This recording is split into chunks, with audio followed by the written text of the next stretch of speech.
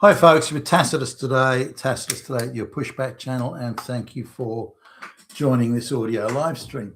In this essay, I'd like to talk about dating apps, and the experiences of quite a few people I know. There's a few folks, that I'm in sort of my orbit, or I'm in theirs, depending.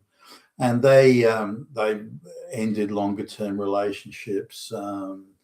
There's another guy who's like a serial monogamist. He'll have, I don't know, 6 to 12 months with a chick, then move on to another one. He's a bit like that. Another guy got divorced. A friend of my wife's got divorced. My own experience is not on dating apps, just getting hit on by women around the place. So I'll go through all this. But what kicked us, I was thinking about doing a bit anyway about this, but what kicked it off was this left-wing talk show that was saying, look, if you're a bit bored in your relationship, you're not happy in it, as in ecstatically happy, ecstatically happy, well, just leave, just end the relationship. So you're 50 or in your 50s, just say goodbye. And the woman should initiate it. Women are empowered to get rid of those evil fucking misogynist Nazi men. And all you need to do is have a little bit of boredom and you're good to go. Now, what's sort of left out of the conversation is these women are saying, well, I think I'll leave. I'm a bit bored. But I want a fully furnished house, a car, and I want him to keep giving me money. I now want to live a different lifestyle away from him, but he has to pay for it. He has to pay for my change in lifestyle, the woman says. And this is just treated in this talk show as, well, this is just women's empowerment. That's all it is. And women have been oppressed for centuries, so this is just restorative justice. What about him? He doesn't want to end a relationship, and he doesn't want his house taken away from him. He doesn't want to have to start again. Oh, that's too fucking bad. I do want to. So fucking the fucking Nazi. What he doesn't want me to be happy is that he's trying to stop my happiness. What a fucking, he's probably Hitler. For goodness sakes. So this is the general sort of thrust of the thing. And they're women sort of in their early 50s saying, well, look, we weren't having a whole lot of sex. Now, why that was, wasn't covered. Maybe she didn't want to. Maybe he was injured or something, it could be for whatever the reason. The women saying this weren't exactly, hot. I can't imagine fucking any of them, but anyway, so, and they weren't particularly well turned out. They weren't aging well for someone of that age.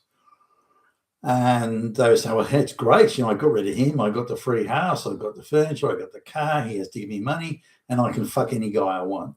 Wow, victory, accomplishment, achievement.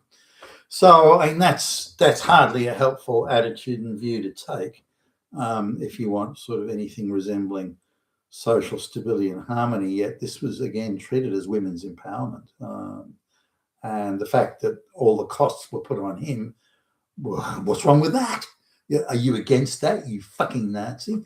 So it's the same sentiment that we should bring all the poor illiterate peasants of the world into the West. Are you against that? What are you, Hitler or something? So this idea of transferring wealth around in the context of some ideology of restorative justice, payments to black people for slavery, or these sorts of things. It's very much a prevalent state of mind, and it was in the divorce courts years ago. That's not the divorce courts had this that the amount of people I'm aware of where their wife decides to become a lesbian. Well, if you're going to be a lesbian, that means you don't have much social power. So we'll just steal and give it to you, so you can then lead.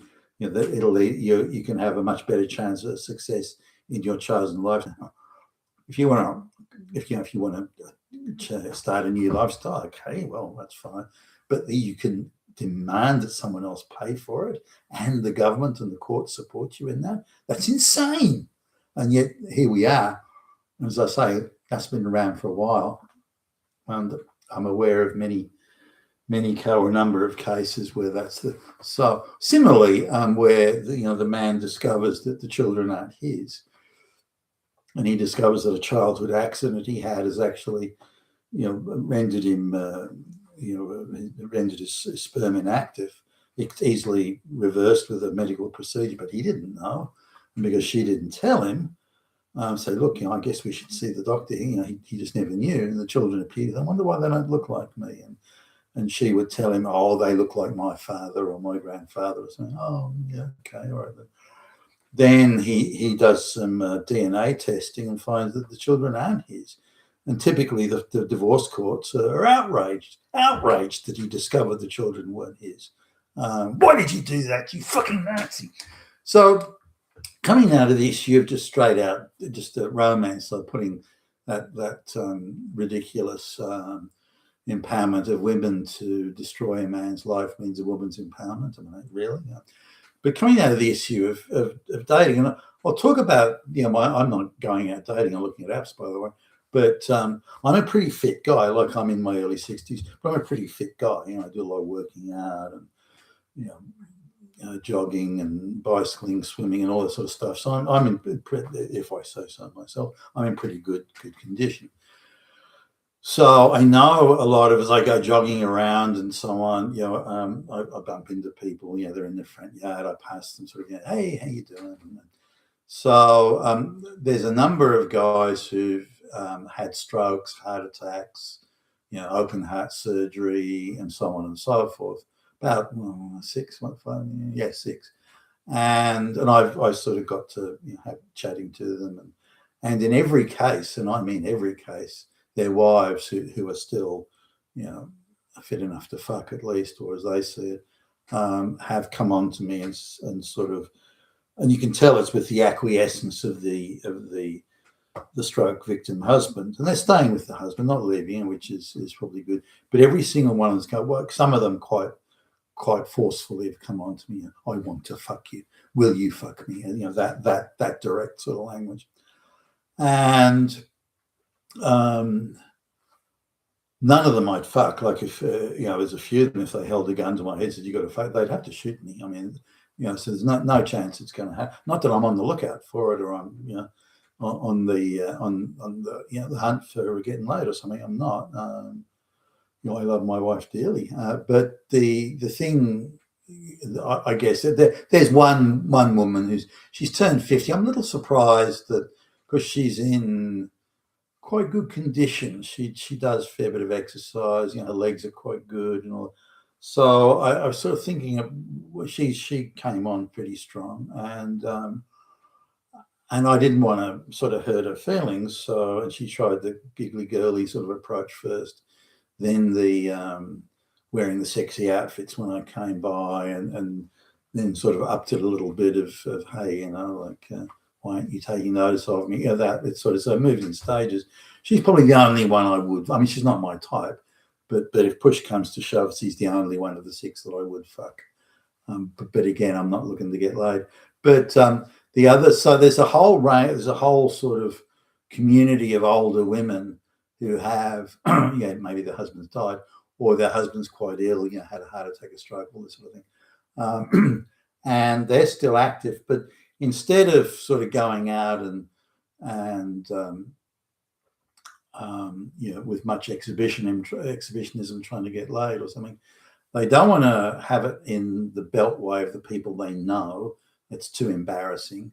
They want to embarrass their husband or themselves if things don't go well.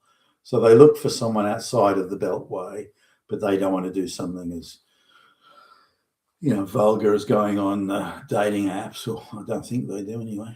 So instead, someone like me is the compromise sort of candidate, someone they know and say, well, fuck, he's in fucking good condition. Look at the way he jogs past in his, tight t-shirt and all this sort of thing. Yeah, he can fucking anytime, that type of thing. And they get the agreement of the husband. They talk about it, and you can tell by the way the conversation flows and how the husband starts relating to me that they've spoken about it and they've agreed.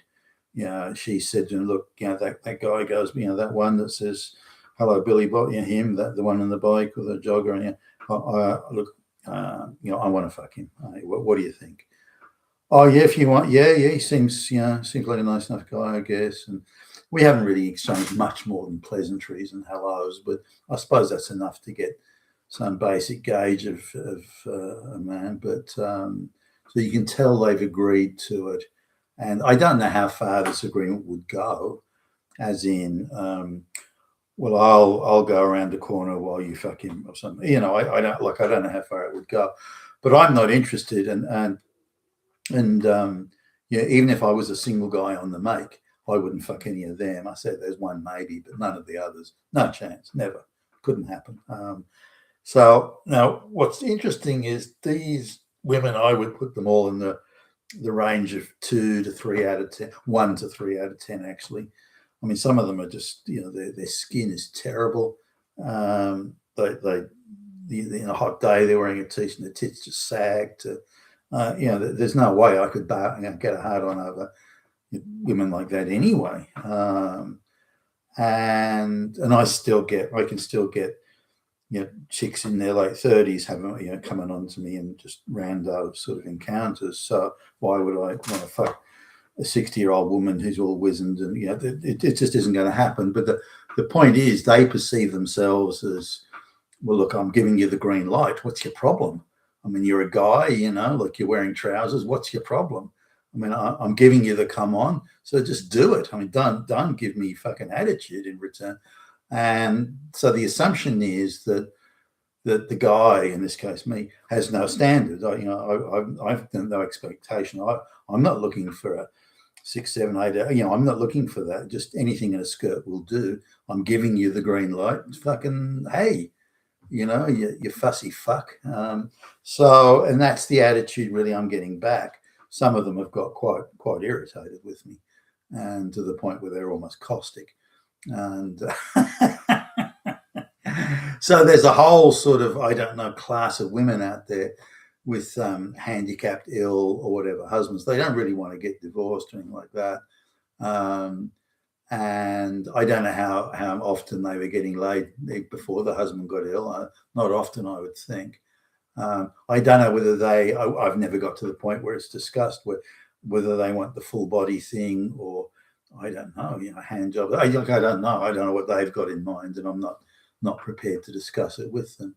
But that's one side. Now, looking at the guys and women too, again, friends of my wife, who are doing the online dating thing, they all sort of really, they're all, you know, if they all got in a room together, they would say the same thing, or more or less the same thing in terms of their experiences. Or for the guys, they say all the hot chicks are fakes. Every profile of a hot chick is a fake. And, you know, where people do put photographs of themselves, it's usually photographs of, you know, a woman who's, say, mid-40s, and she's got a photograph of, you know, when she was in her mid-20s on the fucking profile, you know, this type of thing. And, you know, they just Photoshop it so it's a little bit in the shade or something. But so the guys say all the hot chicks are fakes, but the women say all the hot guys are fakes. So what you've got is the online dating apps are just populating, and there's got to be some genuine ones for Christ's sakes, but they're populating the profiles with you know, super hot people who just don't exist. They're a complete fabrication. They're just made up profiles, and that's meant to titillate and tantalize the people who've paid to be on it and that sort of thing. But you know, one lady who's she's quite good looking. I'm not my type, but she's quite good looking. You know, she's for late 40s. She's kept quite well. Her skin's very good and this sort of thing. But she says it's a full-time job, and it's a full-time job, sort of working out who you want to meet up with to see if there's any possibilities. That's a full-time job, and then it's a full-time job filtering them out. You know, just the time it takes to drive somewhere, meet someone, the time to, you know, sit down, have a coffee or something with them, and just decide, no, you know, I'm not interested here. And the amount of guys that according to her, withhold information. One guy sort of says, I'm a super fit guy, I do this and do that. She meets him, and it turns out he's broken his leg. So he turns up in crutches and and he's, oh, yeah, look, broken my leg. I didn't put it on the profile because I thought it would put people off or put women off meeting me. And well, yeah, it will. And so there's a lack of honesty and candor in on both sides. The profile. As a guy is actually a business associate, and he's a pretty good looking guy and fit and everything, but is vulgar. He's got rather vulgar and uncouth manners, and I think that would hold him back a little bit. So he, in fact, he said to me just a few days ago, he said, I think I should stick with the lower working class chicks. The upmarket chicks, they look at me like I'm some sort of trash. And go, okay, all right. I didn't say anything, so I just nodded along. So he, which is part of this vulgar manner he has about him, but he says, pretty much the same sort of thing. He goes to meet the girls, and then they'll say, oh, by the way, I've got this condition or that physical condition, or I'm in bad health. He says, well, why do you put it on your profile? Well, I didn't want to. It would just scare the guys off. And go, well, yeah, it would, but still, So all you've achieved now is you wasted my fucking time. And this is a pretty much a universal sort of response. Now the woman says, well, the only decent guy she met was a guy who was going through a divorce, and he's under a lot of stress and having a difficult time. And he'd be the sort of guy that she would, want to maybe have a romantic relationship with and have some long-term relationship rather than just getting laid. And so she said that's about it. So there's plenty of guys out there who want to get laid. Some of them she reckons were a pretty good fuck, but they tire of her pretty quickly. So they have a few fucks and then they're kind of not interested anymore. And that was one of her. In fact, both of the women said that. They both complained about that. But the guys' complaints weren't dissimilar. One guy saying, well, he meets this woman. Turns out she's got bipolar disorder, and she's on all sorts of medication for it, but she's pretty hot looking. And he said, well, why didn't you tell me that? Why? And she oh, well, no, it's private and it's secret, and I'll only tell people when I meet them. And so these are the sort of things that come out. It's obviously a pretty tough gig out there. And as everybody says, look, really, if you're to make it work and make sure you've got a steady stream of possibilities sort of coming along the conveyor belt, you have to treat it pretty much as a full-time job and accept that you're going to have not just disappointments, but people engaging in, moderate to even severe misrepresentation of their situation. And so that's a struggle. The main complaint they've got is that all the hot guys and all the hot chicks are fakes. They're just fake profiles. They just aren't the spread of hot chicks. Now, I've sort of said to, I said to this guy, I said to the woman too, I said, look, if you see a hot, this is to this friend of my wife's, if you see a hot guy, around maybe, anywhere, it could be in the grocery store, it could be, you're at work and you go out to get your sandwich at lunchtime or something, or get you a cup of coffee, you see a hot guy, why don't you say something? Well, if you reckon he's that hot, and why didn't you say something? Oh no, I couldn't do that. He'll think I'm a slut or this or that. I said, oh well, maybe, but if you reckon the guy's that hot and you're telling me what a tough gig it is, through the dating apps and finding somebody even worth spending 5 minutes on, why don't you make the effort? Oh no, I couldn't do that. No. So now the guy said the same thing, and I personally, I've got no trouble going up to a chick in the street. I mean, I don't do it now, but in my dating days, I had no problem. If I saw a hot babe, I just, hey, hi, how you doing? And would ask them out for a cup of coffee or something, just to see where it goes. And sometimes it didn't go anywhere. Sometimes it would go a little bit further, but then you'd find out she was a nutcase. Sometimes it did turn into, so you have to I wasn't frightened to do that. Didn't mean I didn't get told. I wasn't told to get fucked every now and again. I was. Yeah, well, you fuck off. You crazy or something. Like you get that. But equally, if you put off that easily, then you should still. I thought anyway. This is just me. Gee, that girl looks really nice. I wonder if she'd be interested in having a cup of coffee. And that's it. Nothing heavy. Just would you be? My name's Billy Bob, and if you want to call me, here's my number. Nothing heavy or intense, and just leave it like that. So I had no problem doing that. Now, not many people can do that. I thought that most or a lot of guys could do it, but even guys that I would have thought wouldn't have had a problem doing that are too scared to do it. I look like an idiot. What if she tells me to get fucked? I was like, that's a risk you take. But when you're putting yourself out there, I mean, you're taking a risk anyway, aren't you? I mean, that's my take on it.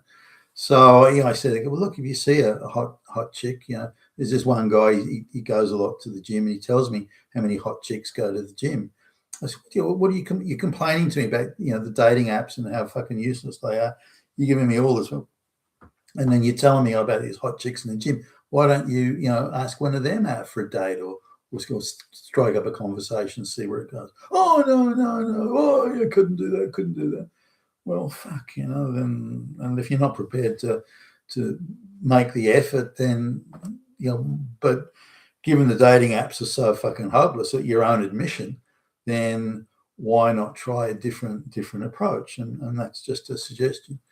And but you can do it because you're so confident. Well, no, that's not. It's not a confidence issue here. The issue is that you want to date chicks that you reckon are hot. That's the issue.